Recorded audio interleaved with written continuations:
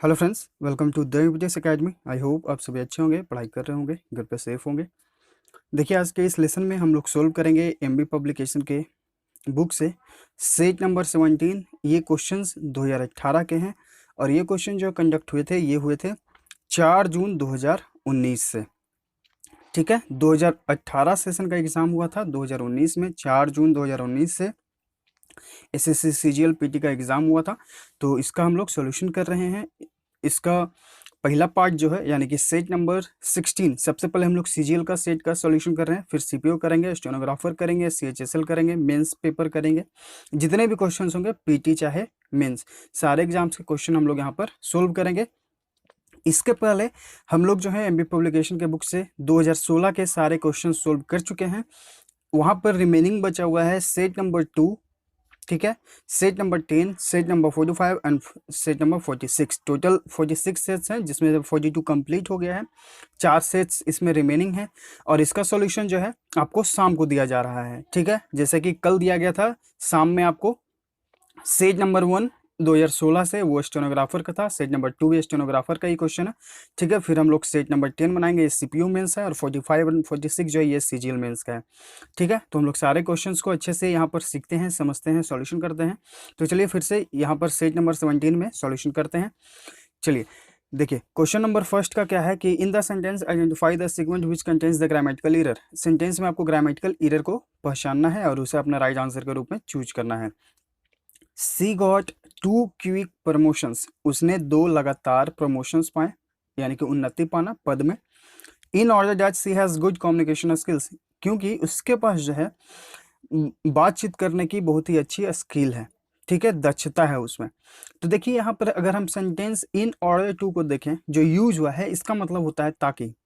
अगर इस वर्ड को साथ में लेकर चलें तो इस सेंटेंस का कोई भी जो है सुटेबल सेंस नहीं बनता है अगर इसके जगह पर हम लोग यूज करें बिकॉज का। ठीक है, तो हमारा सेंटेंस जो है एक एप्रोप्रिएट सेंटेंस बन जाएगा।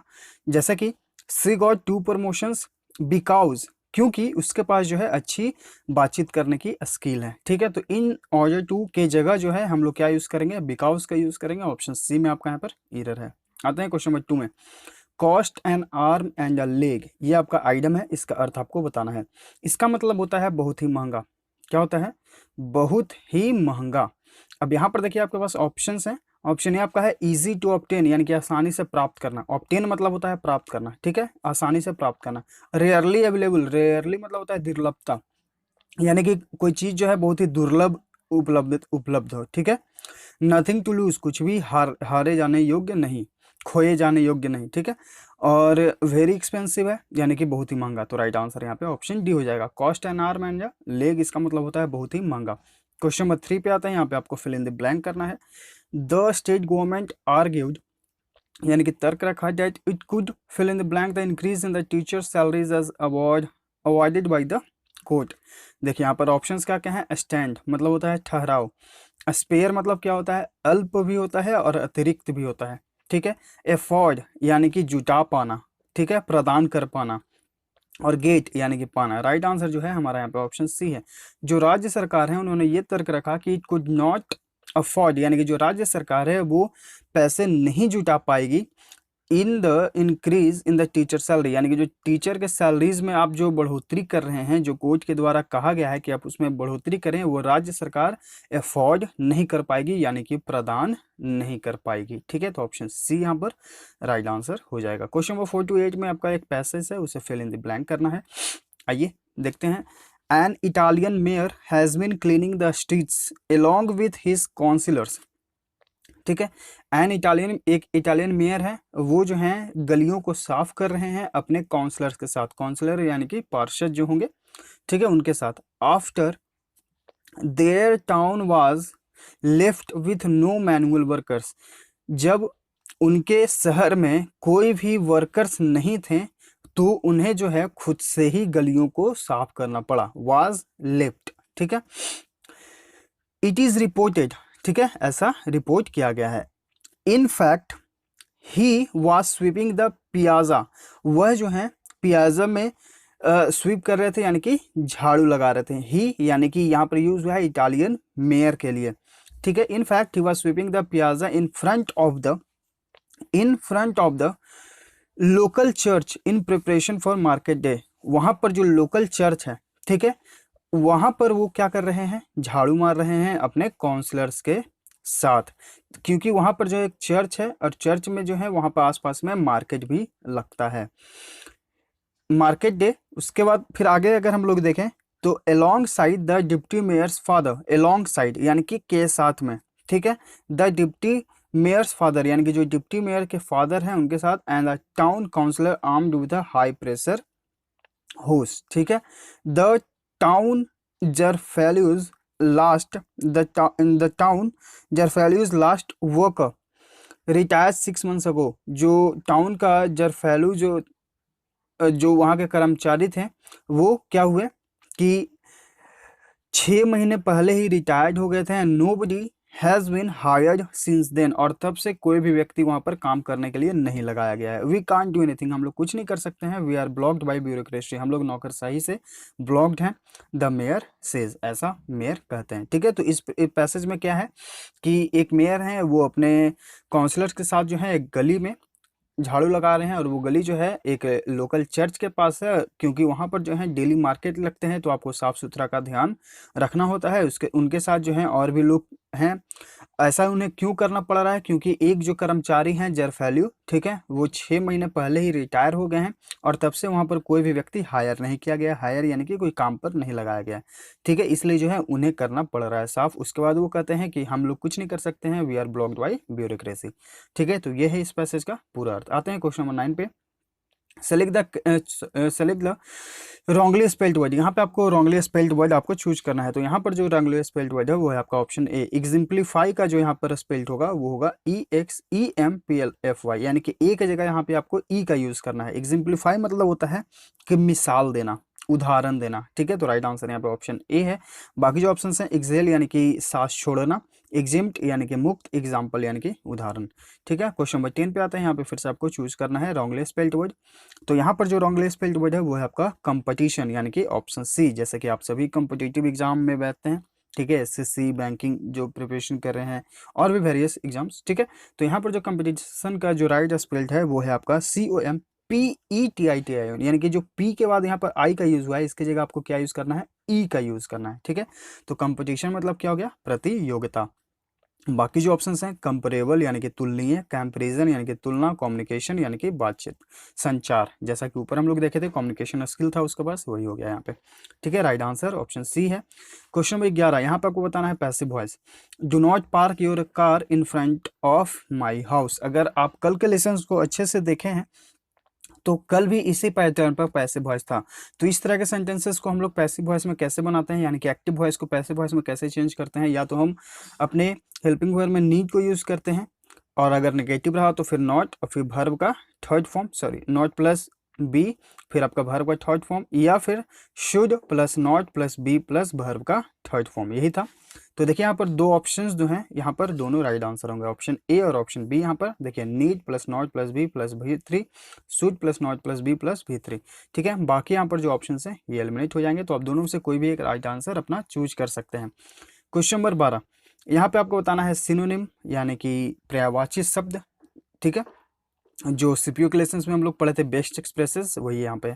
गैरुलस, इसका मतलब क्या होता है, इसका मतलब होता है बातूनी। क्या होता है, बातूनी। अब आइए देखते हैं, जो बहुत सारा बात करता है उसे क्या कहा जाता है। ऑप्शन है आपका है गटरल, इसका मतलब क्या होता है, इसका मतलब होता है कंठस्थ।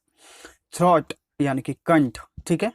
कंसाइज यानी कि संक्षिप्त, ब्रीफ जिसे बोलते हैं, और टॉकेटिव यानी कि बातूनी। तो राइट आंसर यहाँ पे ऑप्शन डी है, यानी कि एक ऐसा व्यक्ति बहुत ज्यादा बात करता है।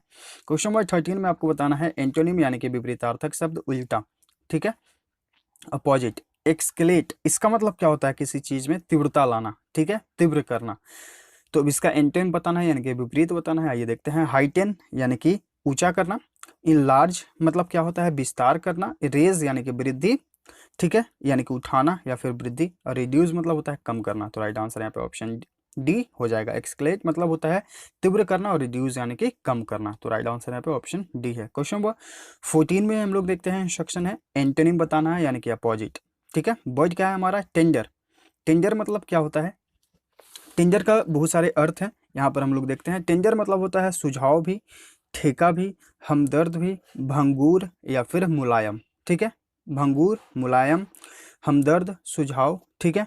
तो यहाँ पर जो है हमारे पास ऑप्शंस हैं, इसका एंटोनिम बताना है। आइए देखते हैं। सॉफ्ट मतलब होता है मुलायम, तो ये सिनोनिम हो गया, जबकि हमें बताना है एंटोनिम, ठीक है। वार्म यानी कि गर्म, जेंटल यानी कि शांत, सौम्य, नेक, और रफ मतलब होता है कठोर। तो राइट आंसर यहाँ पे ऑप्शन डी हो जाएगा। टेंडर मतलब हो गया मुलायम, ठीक है, और रफ मतलब हो गया कठोर, तो एक दूसरे के विपरीत हो गए। राइट आंसर ऑप्शन डी है। आप लोग हमारा टेलीग्राम चैनल द इम्पीटियंस एकेडमी जरूर ज्वाइन कर लीजिए, ठीक है। डिस्क्रिप्शन में उसका लिंक दिया गया है। इसके बेनिफिट्स ये हैं कि आपको डेली वहाँ पर क्विजेस होते रहते हैं, मैथ्स, रीजनिंग, जीएस, इंग्लिश, ठीक है। अब आपको लूसेंट का डेली इंपॉर्टेंट टॉपिक दिया जाएगा, क्योंकि एसएससी के हर एक सेक्शन आपके लिए इंपॉर्टेंट है। हर एक सेक्शन जो है बराबर मार्क्स कैरी करता है, तो यहाँ पर जो है आपको हर एक सेक्शन पर ध्यान देने की हम कोशिश करते हैं। इंग्लिश तो साथ में चलता ही है। लूसेंट जो जीएस के लिए इंपॉर्टेंट बुक है वो भी, फिर आपको वहाँ पर करंट अफेयर्स का पीडीएफ प्रोवाइड किया जाता है। और अगर आप हमारे साथ डिस्कशन ग्रुप में भी जुड़ते हैं, तो अगर आप कोई भी सेट का प्रैक्टिस कर रहे हैं, कोई क्वेश्चन नहीं बना, तो आप उसका पिक लेकर वहाँ पर आप भेज सकते हैं, उसका सोल्यूशन आपको मिलता है, ठीक है। तो और भी बहुत सारे बेनिफिट्स आपको देखने को मिलेंगे, तो आप विजिट करें एक बार। अगर आपको यूजफुल लगे तो आप वहाँ पर ज्वाइन कर सकते हैं। क्वेश्चन नंबर 15 में आते हैं। यहाँ पे आपको बताना है करेक्ट एक्टिव फॉर्म, यानी कि ये जो सेंटेंस है आपका पैसिव वॉइस में चेंज है, इसे आपको एक्टिव वॉइस में चेंज करना है। The main gate of the building was being guarded by gun toting guards, यानी कि वॉज बीइंग का यूज कब होता है? जब हमारा सेंटेंस पास्ट कॉन्टिन्यूअस टेंस में होता है, तब हम लोग वहां पर यूज करते हैं चेंज करने के लिए पैसिव वॉइस में was, were plus being plus verb का थर्ड फॉर्म, ठीक है। तो देखिए यहाँ पर वाज या बीइंग का यूज हुआ है, फिर वर्ब का थर्ड फॉर्म यूज हुआ है, तो इसे अब हम लोग चेंज करेंगे पास्ट कॉन्टिन्यूअस टेंस में। तो हमारा सब्जेक्ट क्या है? गन गॉटिंग गार्ड्स, ठीक है। तो गन गॉटिंग गार्ड्स, यहाँ पर देखिए गन गॉटिंग गार्ड्स है, यहाँ पर गार्डेड आ गया, ऐसा नहीं है, क्योंकि पास्ट कॉन्टिन्यूअस टेंस में वाज या वेयर का यूज होता है, ठीक है। द मेन गेट ये भी eliminate, gun toting guards were, तो यहाँ पर राइट आंसर यहाँ पे हैव बीन है, तो हैव बीन नहीं यूज होगा, क्योंकि पास्ट में हैव बीन का यूज नहीं होगा, ये प्रेजेंट में यूज होगा, ठीक है। तो राइट आंसर यहाँ पे ऑप्शन सी है। अगर आपको वॉइस का किसी भी लेसन में दिक्कत है तो द इम्पीटियंस एकेडमी पे जाएं, वहाँ पे उसके प्लेलिस्ट में आप जाएं, तो वहाँ पे आपको वॉइस के लेसन्स जो है प्लेलिस्ट मिल जाएंगे, और वहाँ पे आप लेसन्स को देखकर सीख सकते हैं, ठीक है। आइए देखते हैं क्वेश्चन नंबर 16। यहाँ पे आपको बताना है पिक्यूआरएस यानी कि सेंटेंस अरेंजमेंट, जंबल सेंटेंसेस, ठीक है। तो कल के लेसन में भी हम लोग सीखे हैं कि सबसे पहले हम चारों ऑप्शंस को पढ़ते हैं, और उसके बाद देखते हैं कि हमारा मेन सब्जेक्ट या फिर जो चारों सेंटेंसेस हैं उसमें हाईलाइट करने वाली चीज़ें क्या हैं। आखिर ये चारों सेंटेंस में जो है सबसे इंपॉर्टेंट चीज़ क्या होती है, हाईलाइट क्या करती हैं। तो अगर हम चारों सेंटेंसेस को पढ़ेंगे, या आप खुद से प्रैक्टिस करिएगा, ठीक है। हम जब तक आंसर ना बताएं, आप पॉज करके भी इस क्वेश्चंस को आप अटेम्प्ट कर सकते हैं, उसके बाद फिर इस आप राइट आंसर देख सकते हैं जब हम बताएंगे, ठीक है। तो देखिए यहाँ पर जो राइट आंसर होगा वो होगा आपका ऑप्शन बी। हमारा जो मेन टॉपिक यहाँ पर शुरू होगा वो होगा environmental groups have tagged the Philippines as one of the world's biggest ocean polluter due to its reliance on single use plastic, यानी कि वहाँ जो है सिंगल यूज प्लास्टिक का यूज जो है ज़्यादा निर्भरता लोग हैं वहाँ पर, इसी से ज़्यादा पॉल्यूशन होता है कहाँ? फिलीपींस में, और यही जो है इन्वायरमेंटल ग्रुप्स ने टैग किया है, ठीक है। तो यहाँ पर जो मेन बात होगा पॉल्यूशन पे होगा, और ये जो हमारा सब्जेक्ट मेन हो जाएगा वो हो जाएगा आपका इन्वायरमेंटल ग्रुप्स, ठीक है। तो यहाँ पर जो राइट आंसर है ऑप्शन बी है, बाकी आप खुद से अटेम्प्ट करने की कोशिश करिए। क्वेश्चन नंबर 17, यहाँ पे आपको बताना है आइटम का अर्थ। गेट आउट ऑफ हैंड, इसका मतलब क्या होता है? नियंत्रण से बाहर हो जाना, ठीक है। तो यहाँ पर जो ऑप्शन ए है इसका राइट आंसर होगा गेट आउट ऑफ कंट्रोल, यानी कि नियंत्रण से बाहर हो जाना। बाकी जो ऑप्शंस हैं, टू कंप्लीट अ टास्क, यानी कि टास्क को समाप्त कर लेना, खत्म कर लेना। गिव अप समथिंग, यानी कि किसी चीज का त्याग कर देना, गिव अप यानी कि त्यागना। गेट अपसेट यानी कि परेशान हो जाना, अपसेट यानी कि परेशान होना। क्वेश्चन नंबर 18, यहाँ पे आपको अंडरलाइन सेक्शन में इंप्रूवमेंट करने की जरूरत है। अगर आपको लगता है कि करने की जरूरत है तो अपने ऑप्शंस में से किसी राइट आंसर को चूज करें। अगर आपको लगता है कि इंप्रूवमेंट की जरूरत नहीं है, वो सेंटेंस सही है, तो आपको एक ऑप्शन मिलेगा नो इंप्रूवमेंट का, आप उसके साथ जाएं।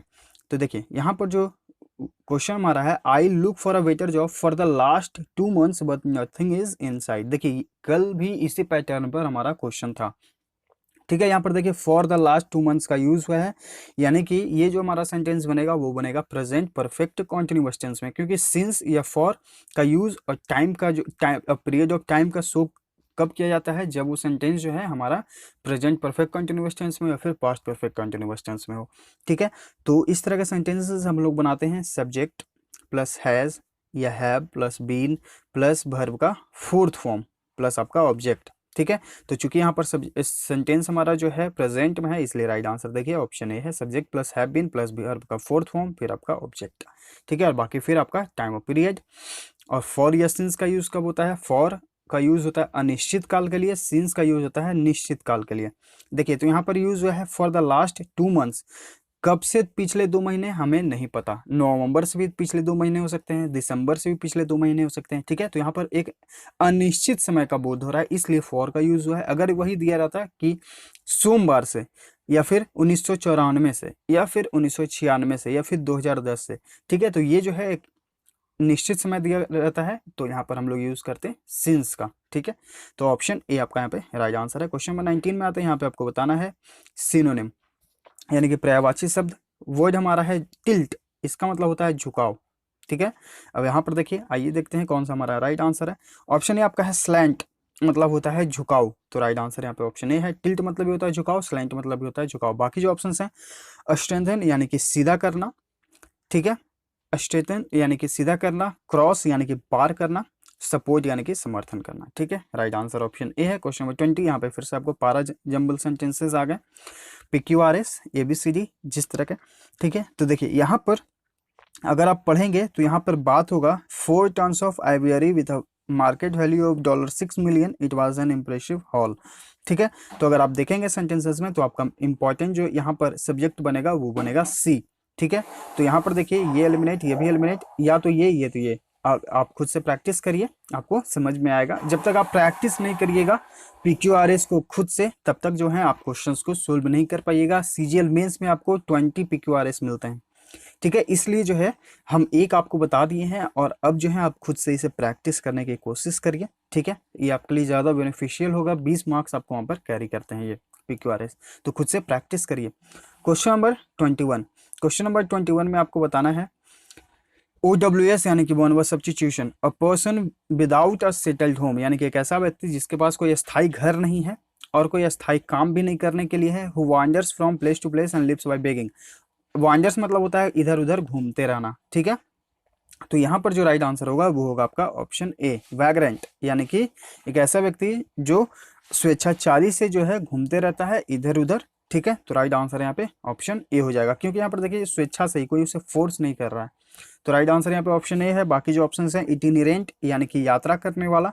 इटिनेरेंट मतलब होता है सिर्फ यात्रा करने वाला, उसके पास न घर से संबंधित कोई चीज रिलेटेड है या न कोई काम से। ठीक है, जबकि यहाँ पे बात हो रहा है कि ना कोई सेटल होम है ना कोई रेगुलर वर्क है, इसलिए राइट आंसर ए है।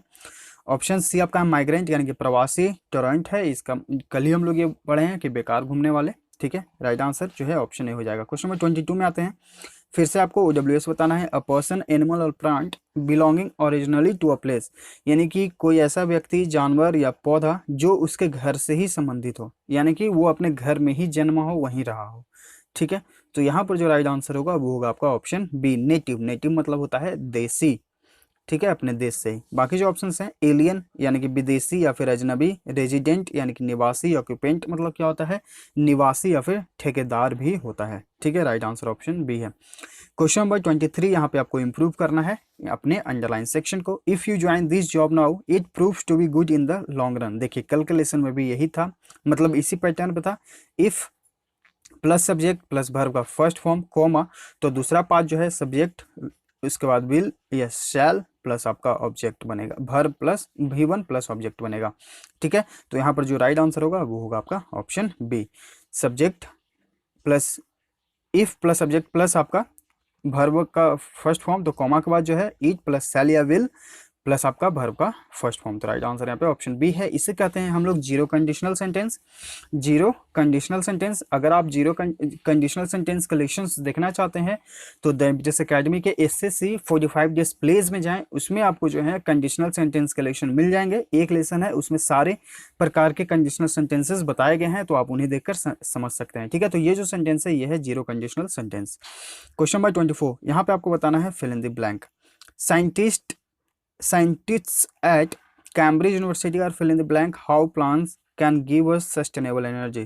sustainable यानी कि अस्थायी एनर्जी। ठीक है, तो यहाँ पर देखिए जो कैम्ब्रिज यूनिवर्सिटी में जो साइंटिस्ट्स हैं, ठीक है, वो क्या कर रहे हैं, इन्वेस्टिगेटिंग कर रहे हैं how plant can give us sustainable energy, यानी कि पौधे जो हैं हमें कैसे एक सस्टेनेबल एनर्जी प्रदान कर सकते हैं। इन्वेस्टिगेट मतलब क्या होता है, पता लगाना, ठीक है। बाकी जो ऑप्शंस हैं, लुकिंग यानी कि देखना, स्क्रूटनाइजिंग यानी कि जांच पड़ताल करना, इंस्पेक्टिंग यानी कि निरीक्षण करना, ठीक है। तो यहाँ पर जो है पता लगाने के सेंस में यूज हो रहा है, इसलिए राइट आंसर जो है हमारा हो जाएगा, वो हो जाएगा आपका ऑप्शन बी, ठीक है। क्वेश्चन नंबर 25 में आते हैं।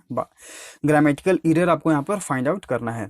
Due to the cyclone Idai vast areas of land have been flooded. देखिए साइक्लोन इडाई के कारण जो है बहुत सारे एरियाज में के लैंड जो हैं वो फ्लडेड हो गए हैं, यानी कि बाढ़ से ग्रसित हो गए हैं। रोड्स डिस्ट्रॉयड, रोड्स जो हैं वो डिस्ट्रॉय हो गए हैं। And communications disrupting in Zimbabwe and Mozambique. तो यहाँ पर देखिए, यहाँ पर दो एरर्स हैं, ठीक है। एक तो होगा कि रोड्स आर डिस्ट्रॉयड, ठीक है, रोड्स आर डिस्ट्रॉयड होगा, क्योंकि यहाँ पर जो है रोड्स के बाद एक वर्ब का यूज होना चाहिए, ठीक है। तो roads are destroyed and the communications disrupted, communication जो है वो क्या हो गए हैं, डिसरप्ट हो गए हैं, यानी कि बाधित हो गए हैं, ठीक है। तो यहाँ पर जो है दो एरर्स हैं, एक तो आपको डिसरप्टिंग की जगह डिसरप्टेड होना चाहिए, और यहाँ पे रोड्स के बाद आपको आर का यूज करना चाहिए, ठीक है। तो ऑप्शन जो है यहाँ पर आप बी के साथ जा सकते हैं, एसएससी का ऑफिशियल आंसर जो है यही है, ठीक है। तो roads communication disrupted in Zimbabwe and Mozambique, ठीक है। तो ऑप्शन बी यहाँ पे राइट आंसर हो जाएगा। तो ये है एसएससी सीजीएल 2019 का पूरा सॉल्यूशन। आई होप आपको हर एक क्वेश्चन, हर एक वर्ड समझ में आ गया होगा। अगर आपको समझाने का तरीका अच्छा लगा तो प्लीज़ लाइक करें, वीडियोस को ज़्यादा से ज़्यादा शेयर करें, ताकि और लोग जहीं से देखें, समझें, सीखें और हमारे साथ जुड़ें। अगर आप नए हैं तो चैनल को सब्सक्राइब भी कर लीजिए, ताकि आपके पास नोटिफिकेशंस जाते रहें, आप अपडेट होते रहें। मिलते हैं आगे के लेसन्स में। Thank you.